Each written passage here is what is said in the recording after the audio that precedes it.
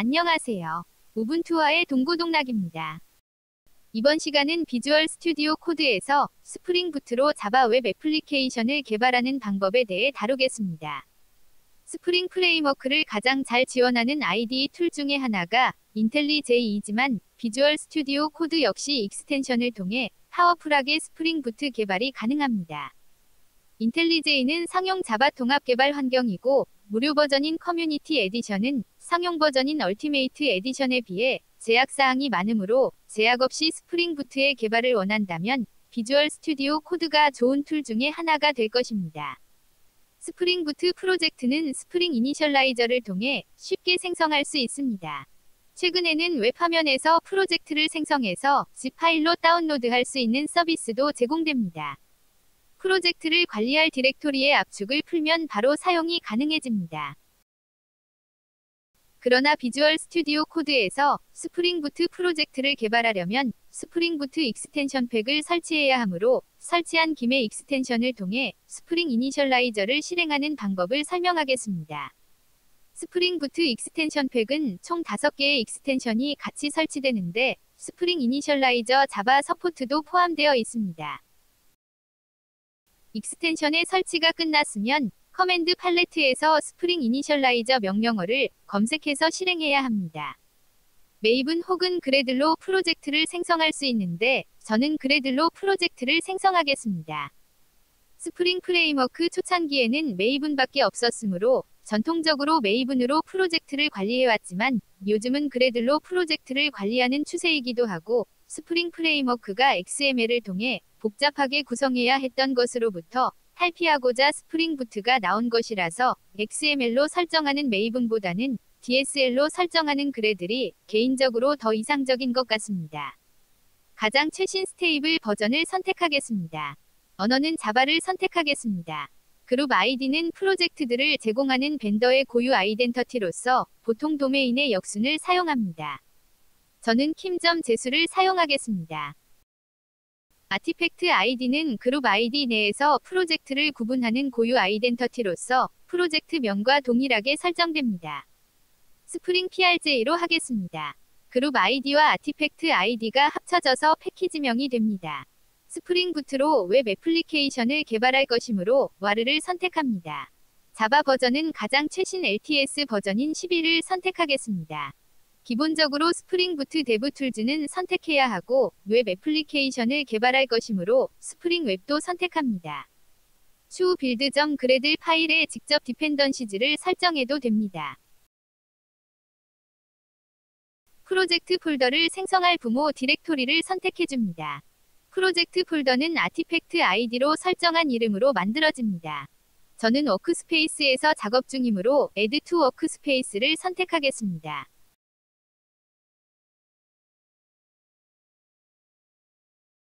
스프링 부트 프로젝트 폴더가 자동으로 워크스페이스에 추가됩니다.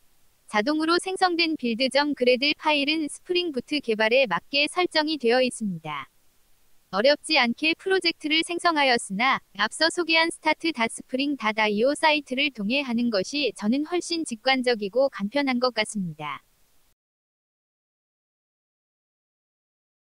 현재 프로젝트에서 그래들로 할 수 있는 작업 목록을 보겠습니다.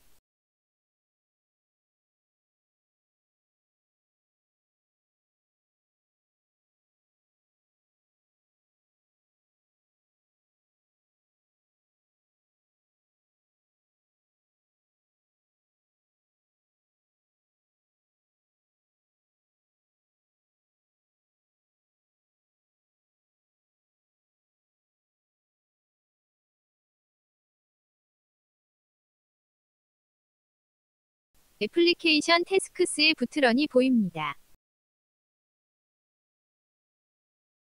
그래들 W로 부트런을 실행해 보겠습니다.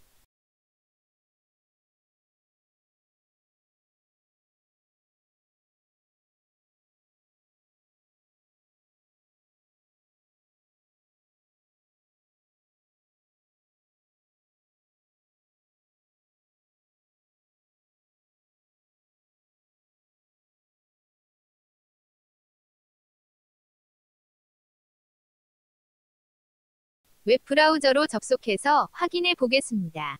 스프링 부트가 제대로 실행이 되었지만 인덱스 페이지가 없으므로 화이트 라벨 에러 페이지가 보입니다.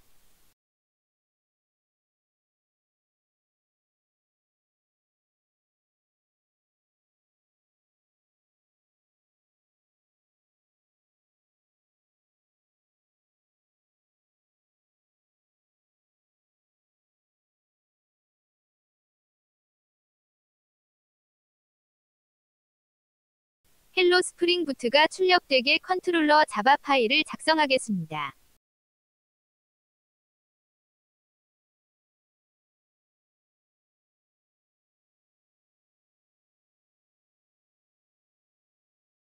글자만 출력할 것이므로 레스트 컨트롤러 어노테이션을 선언합니다. 인덱스 페이지를 출력할 메소드를 만듭니다.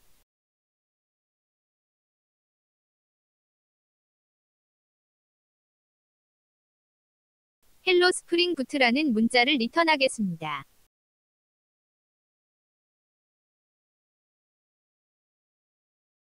컨텍스트 패스를 제외한 URI 주소를 매핑하기 위해 리퀘스트 매핑 어노테이션을 선언합니다.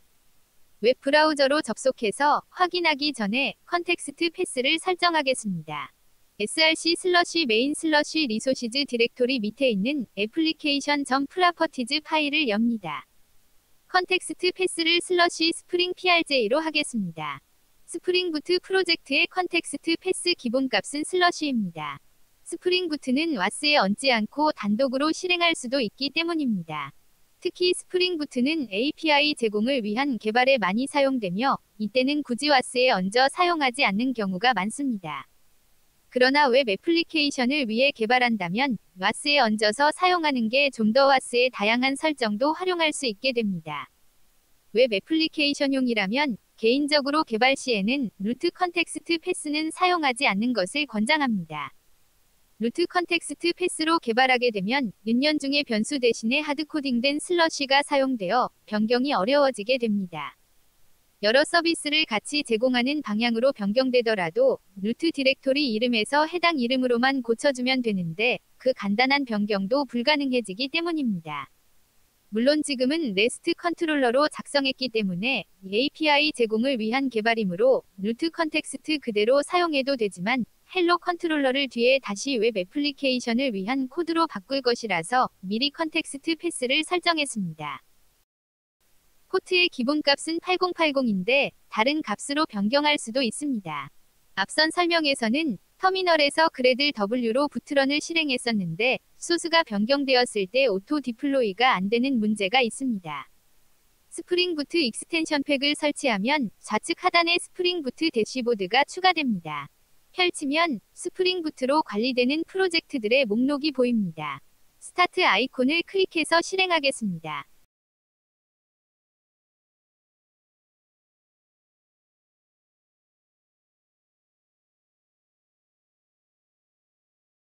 컨텍스트 패스를 설정했으므로 컨텍스트 패스를 더 적어서 접속해야 합니다.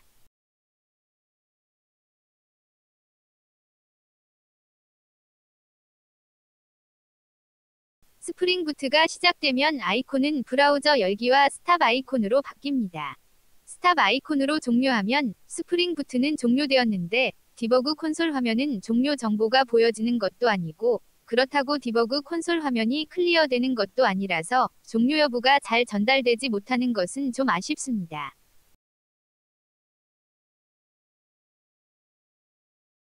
MVC 패턴에 의해 뷰 화면을 호출해 보겠습니다. 빌드.gradle 파일에 뷰 화면에 사용할 템플릿 엔진을 위한 라이브러리를 추가해야 합니다.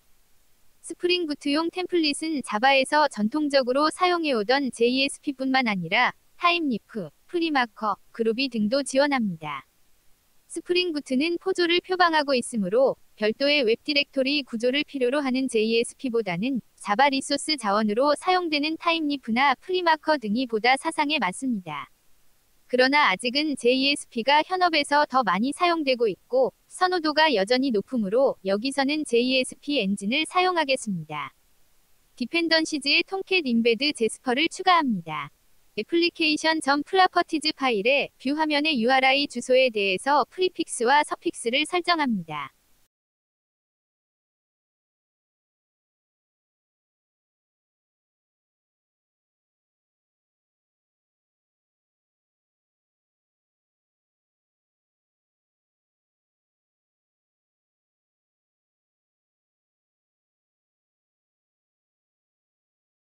MVC 패턴을 사용하기 위해 컨트롤러를 수정하겠습니다.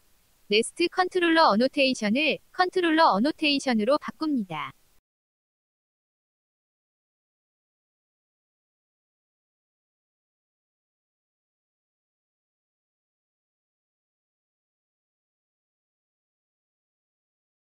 파라미터로 네임과 모델을 사용하겠습니다.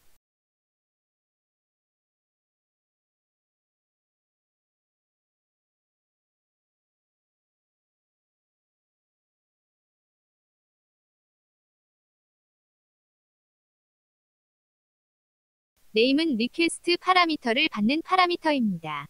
네임이 리퀘스트 파라미터 중 어떤 이름의 파라미터에 대해 받을지 리퀘스트 파람 어노테이션에 설정합니다. 네임 파라미터는 안 넘어와도 되고 안 넘어올 때는 월드로 처리하겠습니다. 모델 객체의 속성에 네임이라는 이름으로 파라미터의 값을 추가합니다.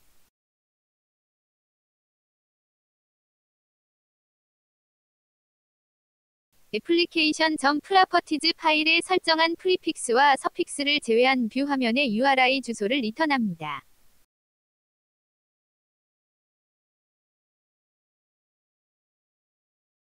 프리픽스 경로의 index.jsp 파일을 작성하겠습니다.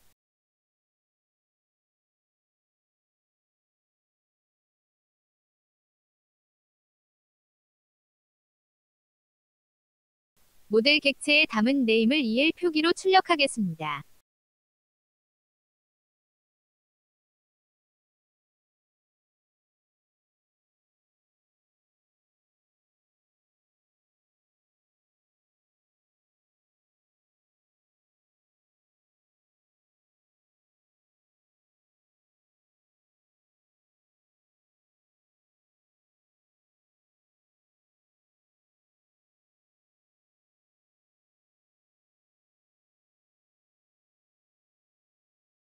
스프링 부트 대시보드에서 프로젝트를 시작하면 디버그 콘솔 화면이 자동으로 보여지면서 실행되는데 간혹 디버그 콘솔 화면이 숨겨진 채로 실행되는 경우가 있습니다. 크게 불편하지는 않지만 좀 아쉽습니다. 웹 브라우저로 접속해서 확인해 보겠습니다. 네임 파라미터가 없으므로 헬로 월드가 출력되고 있습니다. 네임 파라미터의 스프링 부트를 설정해서 쿼리 스트링으로 다시 호출해 보겠습니다. 이번에는 헬로 스프링 부트가 출력됩니다. 시청해 주셔서 감사합니다.